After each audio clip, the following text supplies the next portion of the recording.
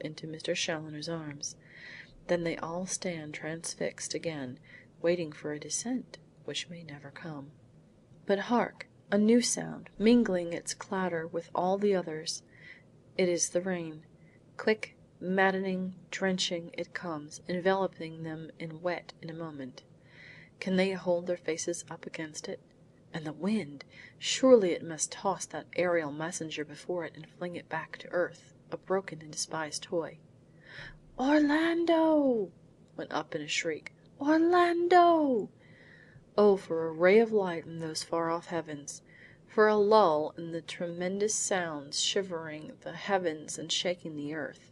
But the tempest rages on, and they can only wait 5 minutes, 10 minutes, looking, hoping, fearing, without thought of self and almost without thought of each other, till suddenly, as it had come, the rain ceases and the wind, with one final wail of rage and defeat, rushes away into the west, leaving behind it a sudden silence which, to their terrified hearts, seems almost more dreadful to bear than the accumulated noises of the moment just gone.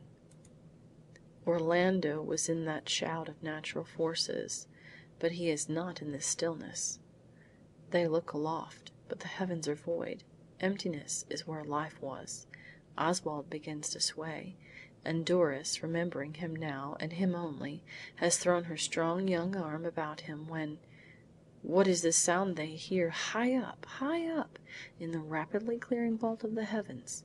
A throb, a steady pant, drawing near and yet nearer, entering the circlet of great branches over their heads, descending, slowly descending, till they catch another glimpse of those hazy outlines which had no sooner taken shape than the car disappeared from their sight within the elliptical wall open to receive it.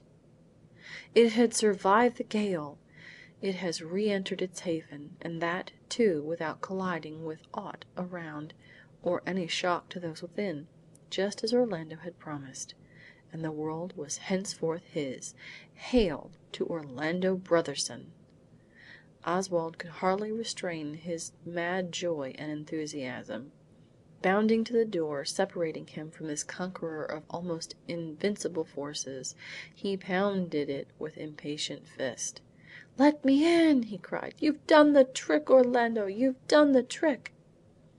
"Yes, I have satisfied myself," came back in studied self-control from the other side of the door, and with a quick turning of the lock Orlando stood before them.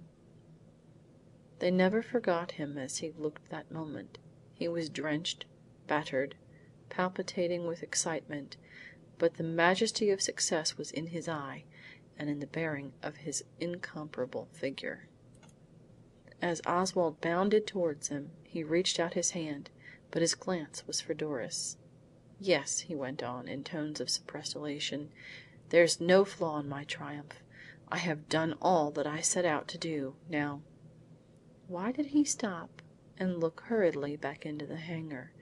He had remembered Sweetwater, who at that moment was stepping carefully from his seat in some remote portion of the car. The triumph was not complete. He had meant... But there his thoughts stopped. Nothing of evil, nothing even of regret should mar his great hour. He was a conqueror, and it was for him now to reap the joy of conquest. End of chapter 37.